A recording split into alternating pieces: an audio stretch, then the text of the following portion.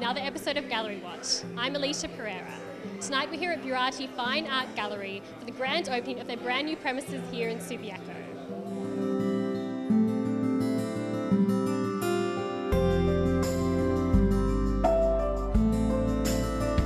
We had the space in North Fremantle for about 4 years, and it was a great spot. Just basically needed more room, and we were just getting a lot of feedback from clients that a more central location was really going to be advantageous. Really found a wonderful space here. I think with it, it's wonderful to find a building that can house the many different facets of what we do. Everything from limited editions and the works on paper business in Burati Editions, which was previously in Fremantle, with our more representative fine art business, which works very closely now with local artists and interstate and international artists to bring them here. And I think this will be a wonderful little hub.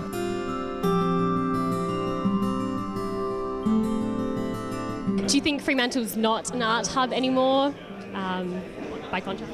Oh, look, I mean, Fremantle, I think, is just probably the most creative place. I think you're not just in Perth or Western Australia, but in Australia and the whole region. I think there's just so much going on there, and it's wonderful. The difficulty with Fremantle can be a certain openness from just really the general public toward contemporary art, and I think every area ebbs and flows, and I've been in the arts long enough to see art centres move to different parts of the country, not just the city. I've seen it happen in Sydney, from Paddington to Marrickville to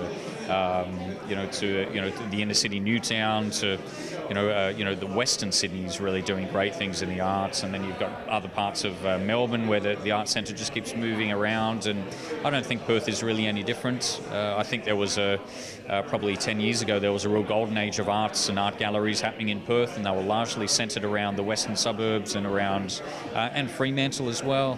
Now it seems that the art traffic is coming back to the city, and in another 5-10 years it'll move to somewhere else. It'll always be in a state of flux.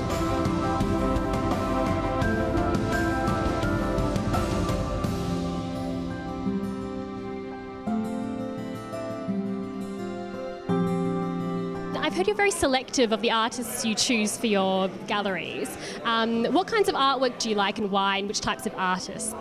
I'm probably becoming renowned for being probably too picky or too ruthless with it, but it's most galleries carry probably 60 artists or 50 to 70 artists. We carry 15 to 18. We keep it really tight. I want to work regularly with an artist and not just talk to them every 2 years when they show.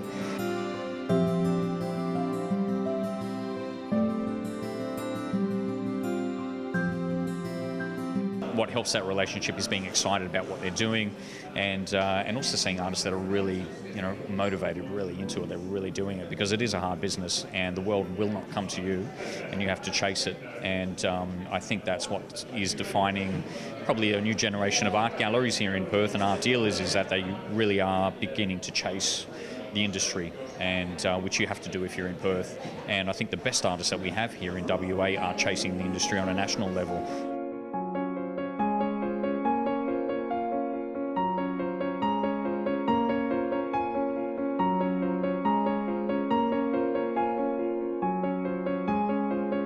Why do you have this philosophy of art has to be a business? Because I know not all artists have it.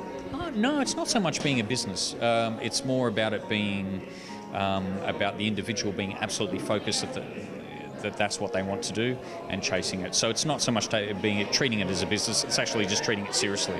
So it's not a hobby. It's something that you're living to do. And when people are excited about their own art, they get other people excited about it, and I get excited by artists that are excited. If they're just not into what they're doing, well, it's like trawling through mud. So, of course, the business side of things has to come into it, but I've always been a believer that success will come to you when you're doing the things that you love to do. So, if you're excited by it, it's really what you want to be doing. It's an exciting place to be.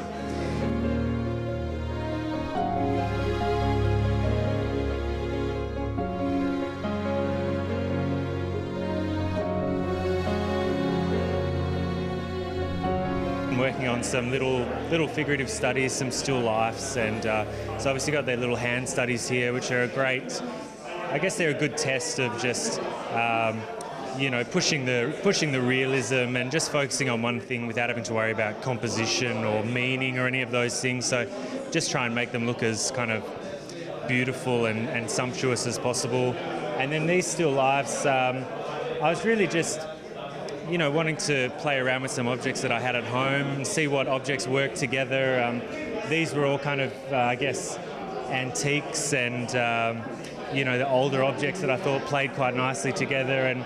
And these two was really all about the textures of the two whites against each other, so the gloss white and the kind of matte white of the skull. And thematically, I thought that was quite nice.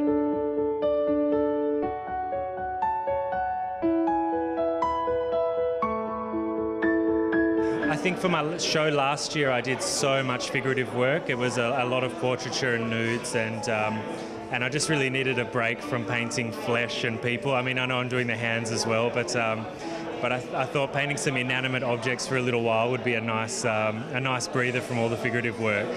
After you paint people for a long time, you learn certain tricks and shortcuts, and you can rely on them a little bit too much. So by painting something completely different in the still lifes, I have new challenges of different textures, metal and reflective things, engravings, wooden things, and that's just new challenges. I think you always have to push yourself a little bit and try and progress, with your technique and with your skills.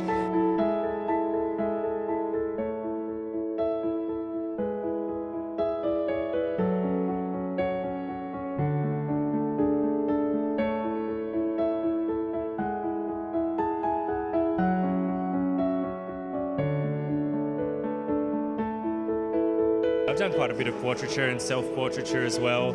I always find people's faces and lighting and expressions really, really interesting. So I think there's almost an infinite variety of work that you can do just with people's faces. So you can get stuck on that very easily, and I've done a lot of it. I don't think I'll ever really get sick of it, yeah.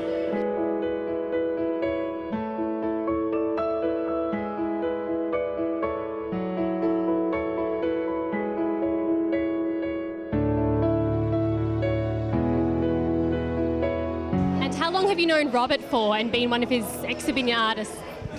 Rob and I met after I was a finalist in the Black Swan in 2010, and he approached me and said he really liked my work, and we've been working together since then. So I think I've had two solo shows with him in the gallery, and been involved in a number of group shows. He's really great to work with, and I think the great thing about Rob is that he's continued to push the gallery, to sell work in an environment that's quite tough.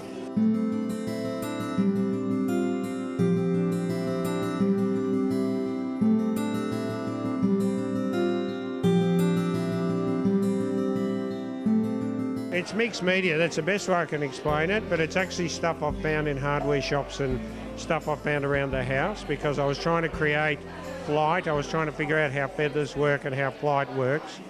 I started off using hessian and ripping hessian apart, and then I wanted to get that light feeling, like it would support an owl, but it would be light, like the air would be going through the feathers.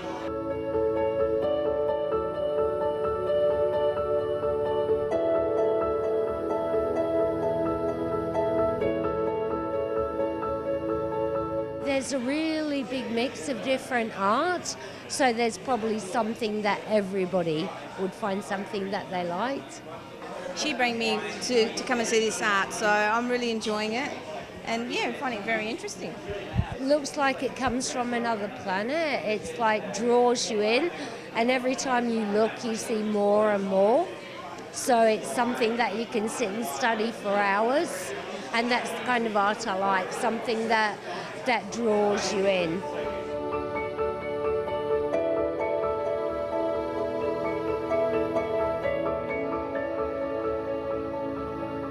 Don't go away. Gallery Watch. We'll be right back.